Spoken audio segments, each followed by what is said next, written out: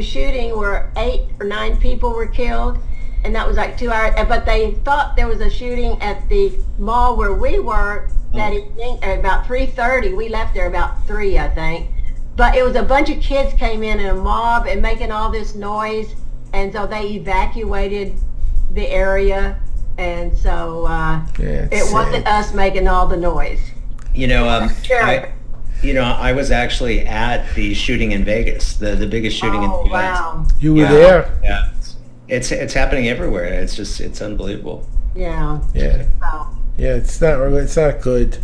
We've got to get people in office that'll do something and not say there's nothing we can do. But that's up to the we don't voters. need the AR-15s. No, there's no reason. I grew up with BB guns and rifles and all of that. We never had any. No. There's no reason for that. It's a weapon of war. It's not a weapon people should. You don't have nuclear weapons either.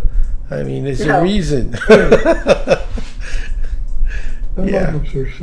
David was sensitive to that because he taught nuclear weapons in the Navy. Yeah, well, there you go. And you don't have them in your backyard for a reason.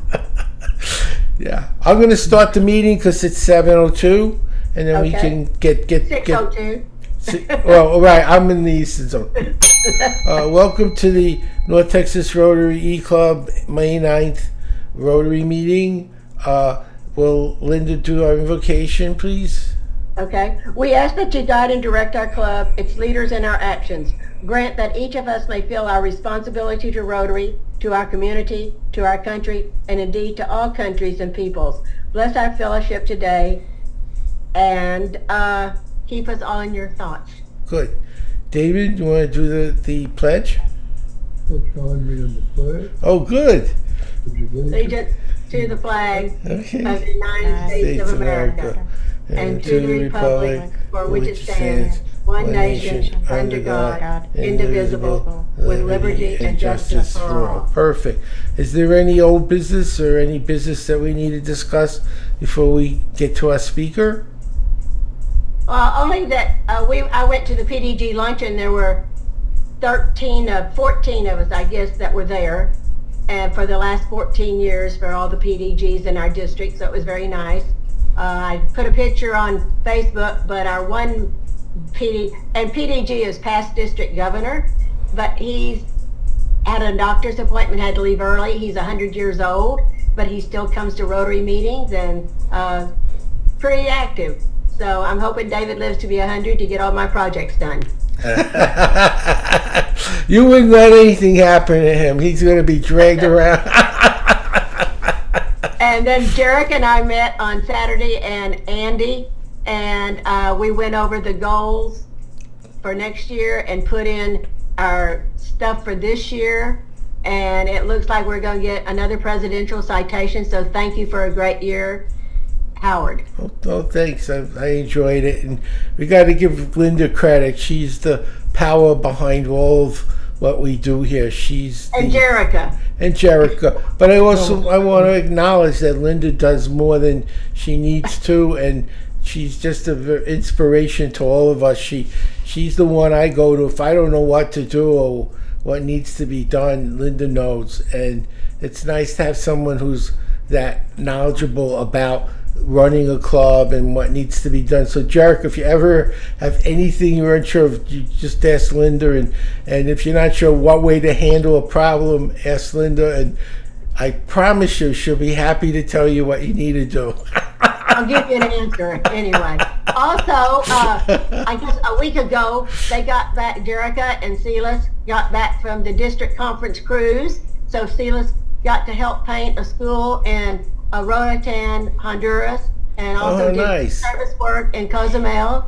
And they took like 25,000 books down to the 2 countries. Oh, nice. They had started out wanting to do 5,000, and they ended up with over 25,000. Oh, nice. And Royal Caribbean, well, they went on Royal Caribbean, I think it was, but Carnival transported all of our thousands of pounds of stuff, over 400 boxes of stuff. They did that free.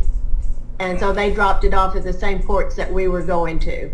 So that was good. And I have something I want to, in the chat box, I'm going to be doing a Wounded Warrior program in June. This is the link, howardwarrior.com. Let me make sure that works. Make sure it's not warriors. howardwarrior.com. I think it should work. Yeah. And so this is, if you know anyone who's a veteran, it's really for wounded warriors, but I have a room for 5,000 people, and I usually end up with 80 or 90. So if you have a veteran friend, it's my full 4-hour program. And anyone in our club who would like to get the full training, it's the full training that I charge for, but I'm not charging anything. I was in Fort Bragg training the Green Berets, and they told me that the young people, when they get out, 10 or 20 or 30 commit suicide every day. 20 to 30. And I asked the master sergeant, why were so many young people in the military killing themselves? He said they couldn't find jobs. He said, well, don't they have a GI Bill? They can go to school for free. And he said, well, they don't know how to learn. So I said, well, I could teach that. He said, well, they have no money. So I said, I won't charge them. So I've been doing one through the road. Since I don't get any money anyway, I made it a Rotary project, so the club gets credit for it rather than me. Because I'm not getting paid anyway, and I thought it's a nice thing to donate through Rotary. So if you know of any veteran or veterans organization, if you give them that link, there's no charge. It's free. And anyone in our club who'd like to come, some of you have kids, I know, like Robin, and I would encourage you to bring them because it's kid friendly. I would say 6th grade and up. There's no point in bringing a child who can't read to a speed reading class, and before 6th grade, most children don't read well enough to speed up. They're learning to read normal, and you're not doing them any favors speeding them up if they can't read at all. But this is a Rotary project I do once a year, and I'm just letting you know. It's in June. I don't have the calendar in front of me. I think it's the last Saturday in June from 1 to 5 Eastern time. So when you go to the link and you sign up, it'll give you all the details. And again, can you share that with Rotary groups and organizations? And I don't care if it's just the vet. I'd like to help the wounded warriors, but it always bothers me that I had like room for another 4,900 people, and the room was kind of empty compared to the space it had.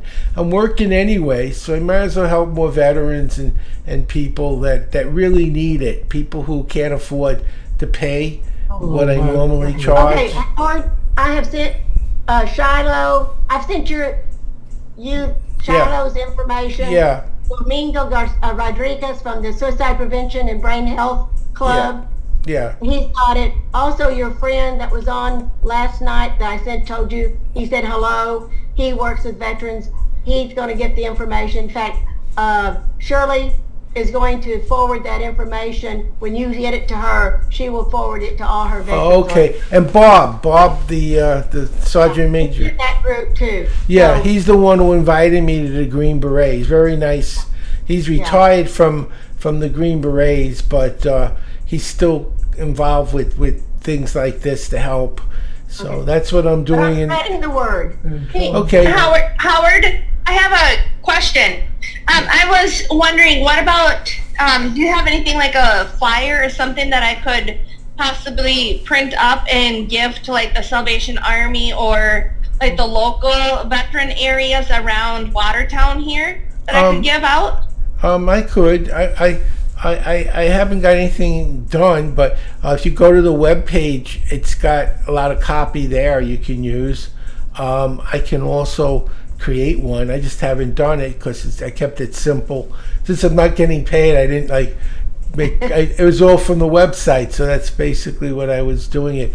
But if you look at the website, you'll get copy, and if you still need it, you know how to reach me. I'll figure it out. I'll make something for you. Okay. Yeah, thank you. I appreciate it. Okay. Howard, last week, David and I helped serve the meals at the military the veterans children, military children's gala. And Invite them. If they're over 6th grade. They could Well, come. well, some of the kids were just real little. Oh no, mainly but the was- older ones, the 6th There's only grade. one or two that may have been that old. Oh, But okay. was It's mostly mainly- young It was a children. little gala. David helped Okay. play a few games. He didn't do too well at hula hoop, but anyway. But we served meals, I think, to about 80-something parents and kids. Very nice. Very nice. Well, Rotary does a lot with the veterans. That's one of the things I know. A lot of groups have that as their projects. And okay, so with that in mind, does anyone have any more business for introduce the speaker? Anyone? Okay, so Ellen, I'm going to introduce you. You'll have 30 minutes. You can go 20 to 30 minutes. If you want to use PowerPoint, there's a share screen on the bottom of the page that you can use. I'm going to go to your description for a second so I can read your. I can't get to it. My recording software is blocking the screen. So if you don't mind, I'm gonna let you introduce yourself instead, so I don't want to waste your time. And we'll mute our mics so we don't make noise while she's speaking. If you need us to answer questions or ask us a question, we'll unmute. But I encourage people to stay muted while you speak so it doesn't make any background noise. So, Ellen, it's all yours. Thank you for coming, and we look forward to hearing your presentation. Well, thanks for having me, guys. And I do have some PowerPoint information here that I'm going to go ahead and share screen. Just to do a quick introduction, my name is Ellen Butler. I'm an international best-selling author. I write the Karina Cardinal Mystery Series, and I also write historical spy fiction, The Brass Compass, and Operation Blackbird, which is my latest novel. It was a Cold War spy novel, and it was inspired by true events. The Brass Compass has won many awards, including a 2022 Speak Up and Talk Radio Firebird Book Award for historical fiction, as well as a Reader's Favorite Silver Award. So with that, I'm going to go ahead and share my screen. And I'm just going to get into a little bit of it. So The Brass Compass was my first foray into historical fiction, and the inspiration for the novel came to me about 15 years ago. And I spent about 2 years researching the novel, the OSS, World War II, troop movements, Allied and Axis, French resistance, and so much more. Tonight I'm going to focus a little bit on the OSS, and in particular the women who were important and played vital roles in the organization. So just to let you know, when the United States entered World War II, American women were, as we know, called to serve the nation in many ways, and an unprecedented number of women entered the ranks of the workforce. So by 1945, women comprised 36% of the civilian labor force, which was a large portion because at that time women tended to stay at home once they got married. At the height of the war, there were over 19 million women in the workforce, and between 40 and 45, the female labor force grew by 50%. 1 in 10 married women entered the workforce, and female employment in the defense industries grew by 462% between 1940 and 44. So women not only went to work in the factories, they flooded Wall Street, Capitol Hill, and other places like that, taking on jobs that were formerly held by men who went into service. So early, if you don't know, the formation of the OSS, so the Office of Strategic Services, World War II, the Army, Navy, State Department, and the FBI were all running their own counterintelligence operations. And due to both isolationism and departmental infighting, they rarely shared their discoveries. Well, in 1941, Roosevelt realized that we were going to be entering the war, and so he appointed this gentleman, William, also known as Wild Bill Donovan, as coordinator of information. There was this kind of weird, nondescript little office in New York City, and he began laying the groundwork for a centralized spy agency. Because after World War I, we did have a centralized spy agency during World War I, but afterwards we disbanded because gentlemen didn't spy on their neighbors, which was a little bit foolish at the time. And so now we're moving into World War II, and we definitely need something. So on December 7th, 1941, we had a surprise attack on Pearl Harbor, and that changed everything. So we moved out of our coordinator information, and the turf wars and the bickering came to an end when Roosevelt ordered the creation of a single program that would collect covert information. So June 13th, 1942, the Office of Strategic Services is born. So Donovan knew the agency needed to locate potential sources, infiltrate enemy groups, pass messages through secure channels, and figure out what all that information was going to mean. And so in that scramble to cobble together an effective system, one thing remained clear, that we needed women. Donovan hired a great many female spies, and he dismissed the criticism by those who felt women were unsuited to such work. So according to CIA historian Linda McCarthy, the War Department knew that women could assess a bewildering amount of data more easily than men. They were hired by the thousands, and they were hired to transcribe and break codes, detect enemy supply shipments, detect troop movements, and identify military facilities by studying the aerial photographs.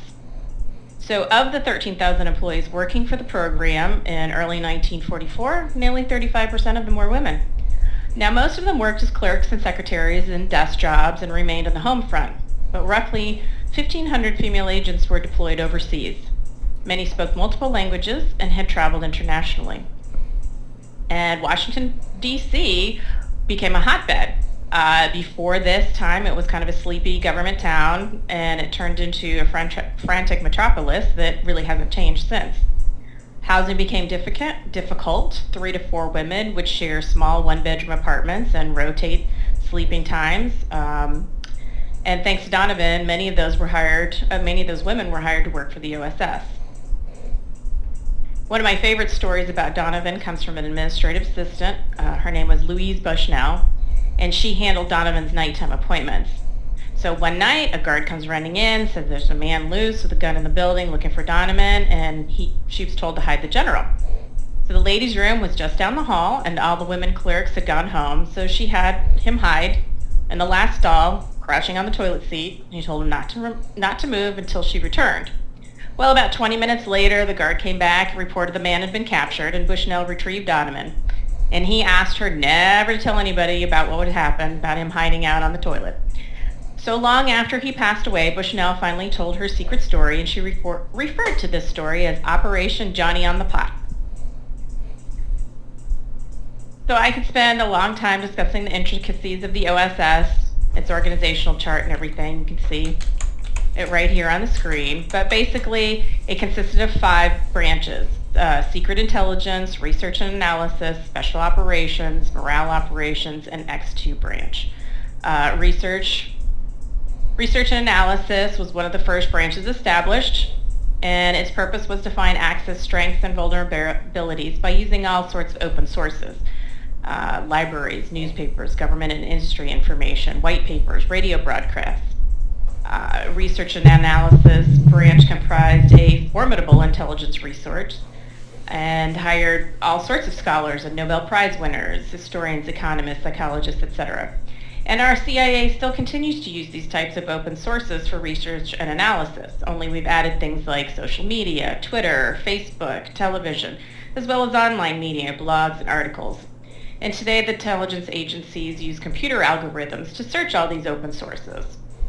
Now, the secret intelligence, that was the spy in the agency. It opened field station, trained case officers, ran agent operations, and processed reports in Washington.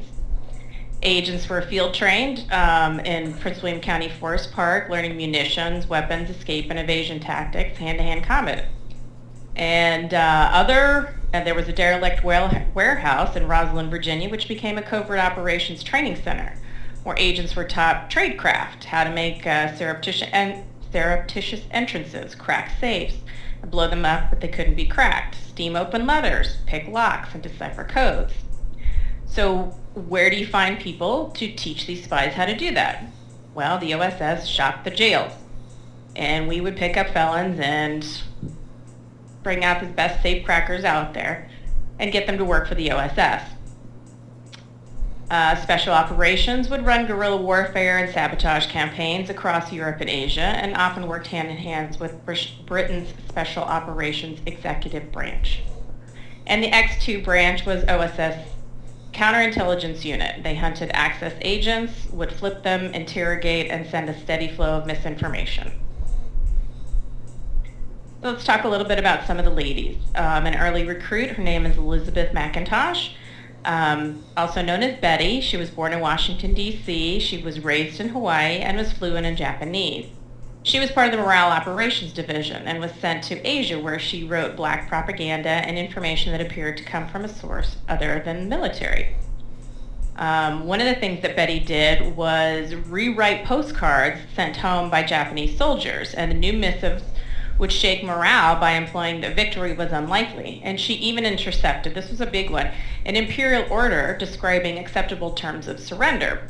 She rewrote the text and distributed the fakes to encourage soldiers to give up. And I don't know if you know, but the Japanese were never surrender until they eventually did. But at the time that she wrote it, this would have been a good morale takedown. So Betty passed away June in 2015 at the age of 100. A lot of longevity there. Here's another lady.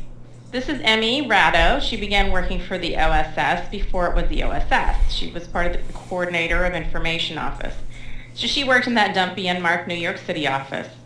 She was Swiss-born, spoke both German and French and Italian fluently.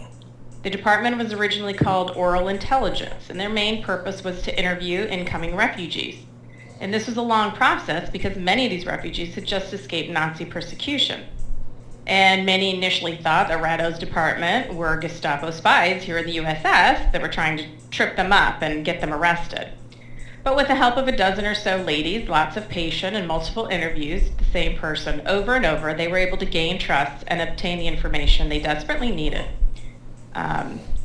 Example of intelligence: when Allied planes flew towards Berlin, factories were alerted and they had these artificial fog-making machines, which could obscure important munitions and equipment factories from pilots' view. We learned this through Emmy Ratto's department.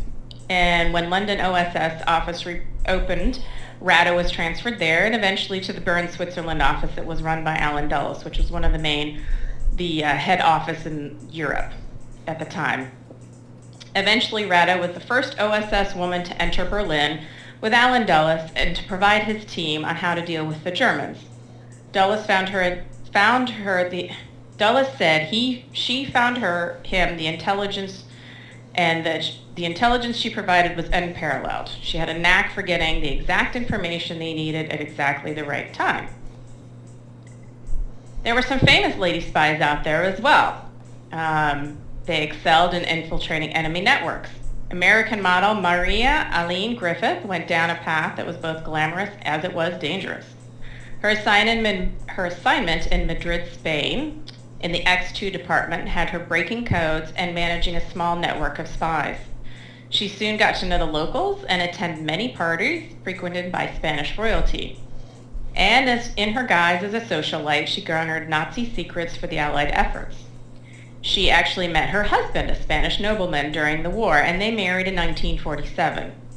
She passed away in Spain in December 2017 at the age of 94. A little bit of longevity in some of these ladies. Although spies usually kept a low profile, celebrities would use their fame to enhance the war efforts, such as Josephine Baker, an African-American woman who faced many racial prejudices here in America, but became quite the star in France by the time the war had started.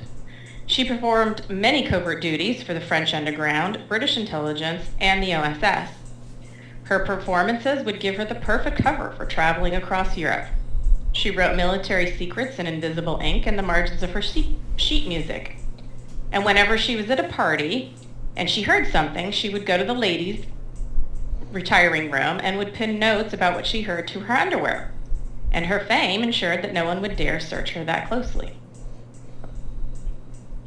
Another couple more famous ladies, although fame would find her later in life.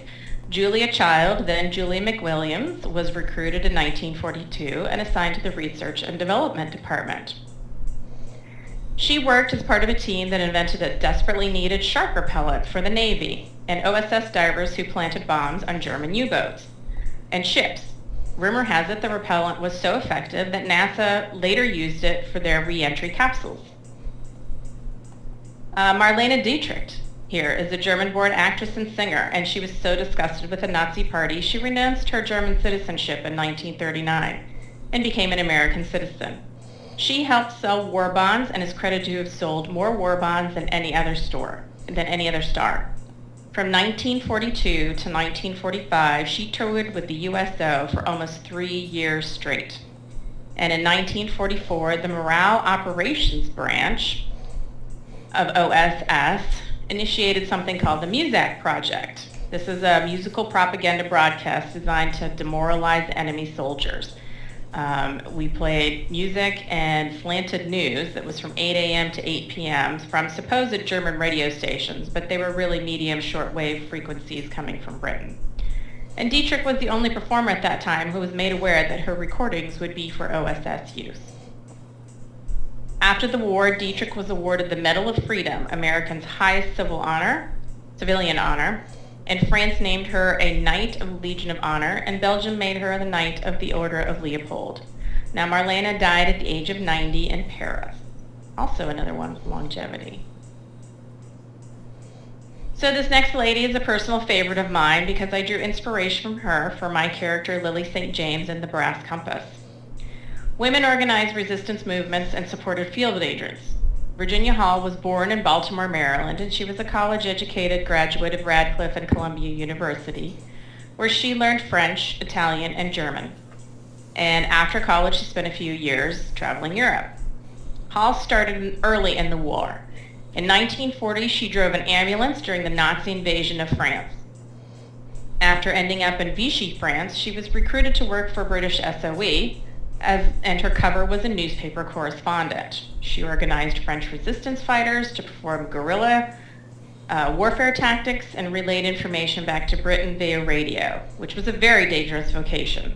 Radio operators had a life expectancy of 6 weeks in the field and could only transmit short bursts from 15 to 20 minutes because the Nazis had learned how to zero in on transmitter locations, and those operators were constantly on the move. Hall also helped downed pilots reach safety through an underground railroad when she worked for the SOE. The Nazis nicknamed her Artemis, and when she herself needed to escape, she hiked across the Pyrenees into Spain.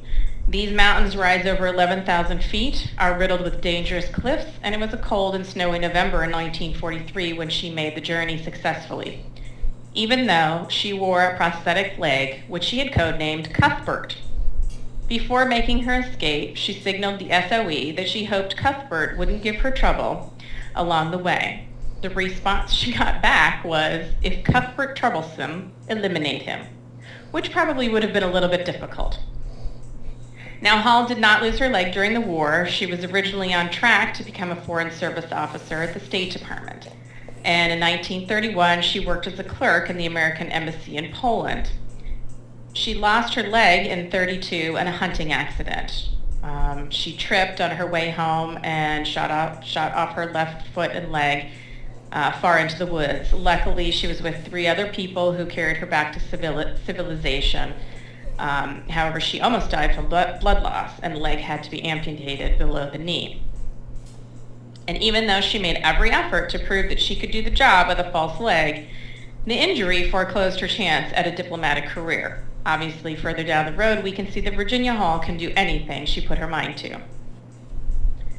After she climbed the Pyrenees, the SOE put her on ice because she was wanted by the Nazis. She was considered the limping lady and was considered one of the Allies' most dangerous spy. So she joined the OSS, and we were happy to put her to work almost immediately. The OSS presented Hall with the Distinguished Service Cross, the only World War II civilian to receive this award. Donovan and other high-ranking generals wanted to have a large presentation full of pomp and circumstance. However, Hall, both humble and pragmatist, felt there was no need for such an event, and she received her award in a quiet ceremony with Donovan and a few others. Hall retired from the CIA in 1966 and died in 1982 at the age of 76. Even though the women performed admirably, often doing the same jobs as men, and sometimes better than their male counterparts, they often struggled for respect. Doris Boer, who analyzed aerial photographs of concentration camps and selected drop sites for Allied troops, remembers a situation clearly. She said all the men were Lieutenant so-and-so or Captain this and such. We were just the girls. I was doing the exact same things as majors and lieutenants, but I was just one of the girls. Remember Betty from the very beginning? Well, Betty and Doris found each other at a Lakebridge retirement community and became the best of friends when they realized they had both worked for the OSS. Doris once said that more women should have been hired. She said, "Women are good, women are devious." Doris later became a deputy head of counterintelligence for the CIA, and she passed away at age 93. An interesting factoid I came across when I was doing research, Virginia Hall, Betty McIntosh, Doris Boer, Julia McWilliams, Eileen Griffiths all found their husbands during their time in the OSS. And except for Eileen, they married, the men they married were also agents of the OSS. Betty was married upon entering the war, and at the end she divorced her husband and married her commanding officer. Quite the scandal at the time. And they weren't the only ones. Many couples found their mates during their service. Some even secretly married but didn't announce their marriage until after the war because according to the military rules, a husband and wife could not serve in the same theater. Well, let's talk a little bit about the weapons. All agents were trained in hand-to-hand combat, guns and rifles, munitions, bomb-making tactics, including all the female agents. Close combat weapons included knives, such as a frisk knife that could be strapped to the calf, and unnoticeable in preliminary searches. Similar, this sleeve knife would be strapped to the forearm. Both items are to be used in a thrusting manner to strike lethal blows to the body's vital organs, such as the heart, kidney, liver, jugular. You get the point. This is a short lapel knife, which would be sewn into the lapel of a jacket or other clothing part. This was good for women because it was easy to hide on their smaller clothing. It's effective for quick stabbing motions, but this is a close combat type of weapon, and you would be stabbing at an opponent's face, eyes, neck, and throat. It's intended for circumstances when no other weapon is available. And this tiny knife could be sewn into a pocket, suit lapel, etc. The garrote and pesket are also close combat weapons used for eliminating sentries. It will kill silently and quickly. The pesket was a very interesting item. It was a multi-use weapon. It contains a garrote at its base, a heavy steel ball at the head, can be an effective bludgeon, and a sharp dagger extends, locks into place for stabbing. It's an excellent self-defense weapon for ladies, and I kind of would have liked to have one in my purse at times when I was in Washington, D.C., walking in the dark night. Though agents were trained in all sorts of guns, including enemy firearms, such as handguns and rifles, the .32 caliber Colt automatic pistol was preferred by many in the OSS. Its small size made it ideal for concealment, and because there is no exposed hammer, it would not snag on clothing or pockets when pulling it out quickly. Unlike the Smith & Wesson Victory revolver, which my spy acquires on her journey through the forest. Over 500,000 of these revolvers were made for Allied countries under the Lend-Lease Act, and it was used by pilots and officer sidearms. Let's talk about some of the weapons for the ladies. In 1944, it's estimated that 44% of the adult population smoked. The percentage was much higher of men serving in the military. And the U.S. utilized cigarettes as an appetite suppressant, so packs of cigarettes came as part of their rations. Interestingly enough, Hitler's doctors had already proved cancer links to cigarette smoking, as well as detrimental effects to the lungs. So in the German army, cigarettes were heavily rationed, however, not in the American army. Smoking was still highly acceptable and a social norm, and what better place to hide a weapon than in a cigarette? This .22 caliber cigarette single-shot device can be added to the rest of the pack. Just don't light the wrong one. This would be created to be used as an escape aid, close range firing, only one shot, so you needed to make it a good one. and its friend was the Matchbox camera. So the Minox miniature camera and the Matchbox camera was used to gather intelligence, photograph people, documents, and scout locations. The Minox, which was used by my character, Agent St. James, was used for photographing documents, maps, troop movements, and naval maneuvers. It weighed about 4.5 ounces. It was easy to conceal and was a little over 3 by 1 inch. It could take up to 50 pictures on one roll of film and could produce readable prints up to 9 by 12. This air pen is a weapon slightly larger than a conventional fountain pen, with a spring-loaded and a single dart. It was used to silence a guard dog or employed against the enemy in large crowds or in a public place, perhaps on transportation. It was accurate up to 40 feet, and it's quiet. This other guy was an interesting thing that I learned about. It was called a Who Me. This is a small metal tube with a projecting tip, and it squirts a liquid chemical that creates a noxious odor of feces. This was a psychological harassing device used to divert attention. It was apparently popular in the Oriental countries because the smell is extremely offensive in their culture. I personally feel it's extremely offensive in our culture too, but apparently there it's a big faux pas and it might be used in a public place, market, or bazaar. Easy to hide, could be very demoralizing when used on enemy guards. You shoot an enemy guard, the next thing you know, one of his superior officers is yelling at him because he smells, and you sneak in behind him. Other important items here include a button compass, sometimes issued to pilots to be used in case they were shot down. British military commandos and special ops still use these button compasses today. USS also used button compasses designed to be worn as standard component of a military uniform. It'd be hidden within a waterproof compass to be used for escape and evasion or orientation after a parachute landing. It's not easily found during a search. Also, this silk map. The use of silk maps as an escape and evasion tool continues through the present day. They were created during World War II and used because they were silent when folding and unfolding. They were waterproof, thin, lightweight, durable, crease-resistant, and easy to conceal in a pocket, inside a brassiere, or perhaps a garter belt. Another type of weapon is a little more subtle but vitally important for a spy behind enemy lines. Fake documents that pass muster and clothing that would fit the cover identity. Both the OSS and SOE had warehouses full of outfits to rival Hollywood costume departments, either brought out by other spies or sewn with appropriate materials and designs for a spy's cover. Emmy Ratto, remember, of the SI department in New York City, would interview refugees for intelligence, asking about clothing in particular. For example, what are the soles of the German shoes made of? What kind of material did French police officers wear? What kind of boots would a Czech farmer wear? For the women, hidden pockets would be sewn into the lining of skirts and dresses. A compact would hold a secret compartment to store tiny notes for passing to contacts or secret codes. Rings and necklaces would hold powdered poison, or benzodrine pills for energy, or a cyanide pill should the worst happen. The Germans were sticklers for documentation. Everyone from infant to senior was required to carry ID. Ratto's department also obtained work papers and travel permits so that they could be faked for our spies. And of course, the importance of ration cards.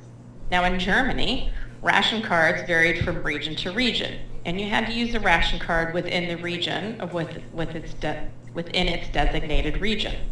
So a Baden-Württemberg ration card being passed around in the Rhineland-Pfalz region could be a dead giveaway of a spy. You had to be careful. These are things that we call litter today. So we still use these in spies, but if you open up somebody's wallet, you will see, an ID, a credit card, maybe a library card, or some of these other items that we carry in today. This is what you carried back in the 1940s.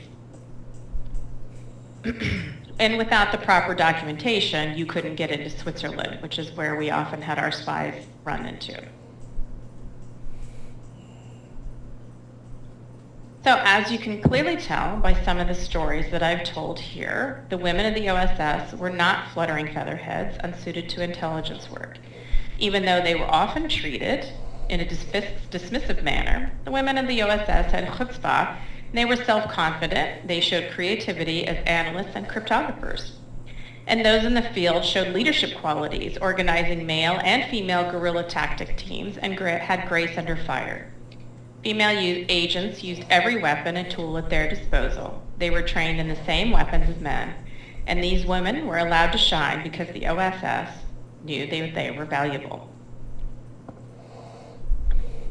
So in 2016, Congress passed the OSS Congressional Gold Medal Act. It honored around 100 of the brave men and women. I can't talk right now. I'm at a meeting. With an award ceremony in 2018, which I was able to attend on a snowy Washington day. And it was quite the honor. Unfortunately, there were only about maybe a dozen OSS agents that were able to attend, and many of them are no longer with us today, unfortunately. So that is the end of my presentation, and I wanted to see if anyone would like to ask questions.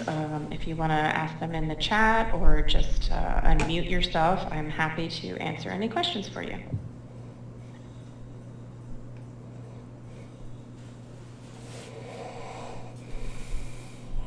Okay, this is David. A comment and a question. I have a question. Okay. Is Robin talking? Robin, are you speaking? Oh, she's muted. Robin, you're muted if you're trying to talk. Yeah, I have a question. I don't know if you can hear me now or not. Yeah. Okay.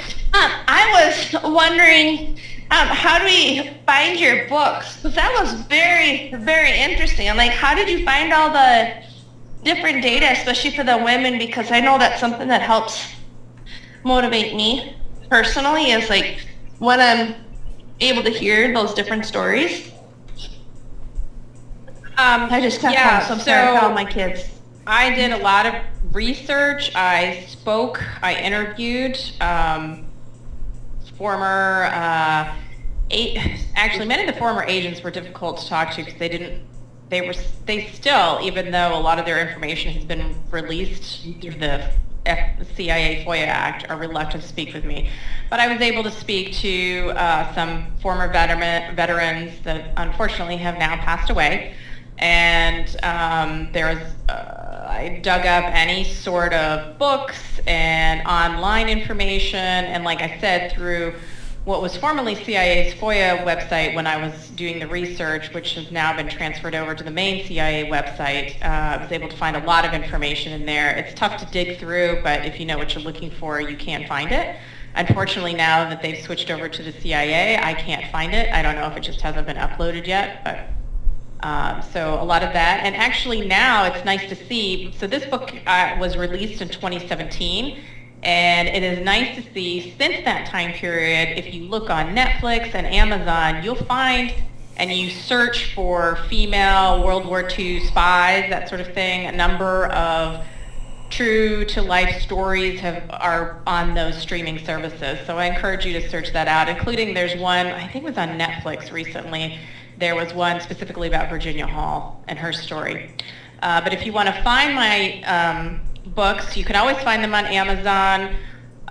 Your Barnes & Noble may carry it in the store. It's kind of a regional thing. I'm mostly in the DC, Virginia area, so you can go online to Barnes & Noble. The books are in digital, paperback, and audio. So depending on how you read. I'm posting in the chat. My website is ellenbutler.net, and feel free to share that with your group. If you have a question. Okay. Thank you for that. I really appreciate it because it was super fascinating. Because one of my things that I've always been interested in was World War II, and like how the government was able to get control over people, but then COVID was one of those things that showed how they did it. Because I was always curious about, like, how did the government do this to so many people? You mean in Germany? Like I said, You mean in Germany? that's what I was trying to figure. Yeah, No, that's I can something tell that you always one thing. fascinated me. Yeah, I Yeah. can tell you one thing that speaking with a German, so one of my biggest helpers, one of the biggest interviews that I had was with a German half-Jewish man who was co-opted into one of Hitler's work camps, escaped, hid out in his father's apartment during the bombing of Berlin, and managed to survive. And he's still alive, actually. So one of the things that was very interesting to me, which gave me a lot of information, was so when you lived in Germany, and this was before the Nazis came to power, this was just a thing that was done in Germany, and apparently it still kind of is. When you move into your home, you go down to the police station and you register yourself and your family. And everybody in your family always carries ID with them. He said, no matter, you start at a very young age carrying state ID, so that would be like our children, our kindergartners and everything carrying a state license type of thing. And I said, well, what about infants? He said, well, the nanny or parents or whoever was with the infant would also carry ID for that. So everybody had to carry ID all the time. And when you registered down there, unlike how we tithe to our, directly to whatever church or Muslim mosque or whatever you belong to, you generally tithe directly to them. Well, in Germany, you listed it when you registered who you were tithing to, and they took it directly out of your pay stub. So basically, if you say, well, I'm Presbyterian or whatever, they would just take money out of your pay stubs and give it to the Presbyterian, like a main national Presbyterian church. And that's how the churches would get paid for there. So they knew exactly who all the Jews were because they were registered. All they had to do was go to the police department. It was more difficult for them once they started moving into places like Paris and Belgium and some of these other places where you may not have had to register with your local police department. And when you wanted to, it was also more difficult, like if we want to move, we just put our house on the market and move. We don't have to have a reason for it, we can just move. Well, in Germany at that time, even before the Nazis came in, if you wanted to move, you had to have a reason to move, like maybe a new job or you had to go take care of someone, but you didn't just put up your house on the market and move. And then when you went to move, you went down to the police department, you say, I'm moving, and then when you went to you moved into your new home, you went to the local police department there, and you said, I've just moved in, and here's all my information. That's fascinating. Because I know there's I don't follow conspiracy people, but I know that there's a couple people that have said to me, that's our birth certificate. That's how the government knows who we are, is through the birth certificate and all that. But maybe that has to do with the Social Security area instead. I just think it was so fascinating, everything you were talking about. But your stories are fiction, but they're based on true characters. If I heard everything correctly. I was driving the whole way. It was fascinating. I loved it. So if you go to the back of, so this is the book cover for the Brass Compass, and when you go to the back of all my books that I write, including I also write a mystery series that takes place in Washington, D.C. In the back of all my books, in the afterword or the author notes, I talk about the factual part of my fiction. So in all my books, there's some sort of kernel of fact that started my idea to create this. And so in the back of the Brass Compass, I talk about the 3 different women, including Virginia Hall is one of them, that inspired my main character in the book. In my latest book, which has just come out, called Operation Blackbird, that is a Cold War spy novel about a female CIA agent. And that novel is actually inspired by a real Soviet defector by the name of Grigory Tukady, who defected from East Berlin into West Berlin into the hands of the British intelligence in 1947. My book takes place in 52, and obviously I've fictionalized it, but it was inspired by a true Soviet defector. Now say something. I think David has a question. Okay. Question, comment about a third of the women, or a third of the OSS people were women. The code breakers in Britain trying to break the Enigma code, about a third of the code breakers were women. And my question, am I the only one that gets lost trying to drive around Williamsburg? I can tell that's probably, I'll take that She as just no. did it there. No, actually, I'm finally starting to get it. It's a good thing that I have the Google Maps because for the first like 3 or 4 months when I moved down here, anywhere I went, I had to put it into Google Maps because I didn't know where it was going. Or people would say, "Oh, just go over here," or "We're meeting at this restaurant," and I put it in my Google Maps so I knew where I was going. Otherwise, I would have been lost too. I've talked to people that said, I was born here and I can't find my way around. Well, to be honest, I think it's a lot easier. I came down from Northern Virginia. I think it's a lot easier than Northern Virginia because there's so much construction up there. I go to my old neighborhood and I don't recognize it because there are so many new roads and neighborhoods that popped up in the area. I don't know where anything is anymore. We'll have to try to contact you when we're over in Virginia. Absolutely. So, Sure, I'd love to get together for coffee or, lunch or something like that. That'd be great. okay. Any other questions? Any other questions?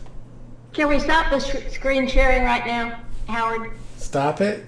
Yeah. Okay, hold on. Wait, give me a Okay, second. hang on. Do you mind if I put some of this slides and your picture on our Facebook?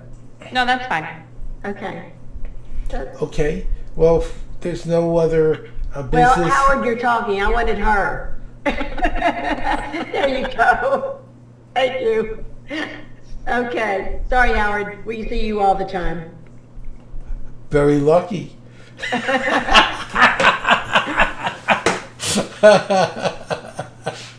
Oh, I do have a question. For those that are going to be officers next year, please contact me if you want a pin for your officer title. Just your, it says you're a treasurer or secretary or whatever, and let me know because I'll be ordering those shortly. Where do you get them now, Russell Hampton? I get 'em- Take the lights out of this. I get them, Russell Hampton. Okay, that's all I have. Okay, well, I want to thank Ellen for a fantastic presentation. And I'm going to do the four-way test as we close out our meeting. The four-way test are the things we think, say, and do. First, is it the truth? Second, is it fair to all concerned? Third, will it build goodwill and better friendships? Fourth, will it be beneficial to all concerned? And our fifth is, will it be fun? Thanks, everyone. Have a great couple of weeks. We'll see you at the induction at the next meeting. And that's the end of the meeting. Thank you. Take care. Nice.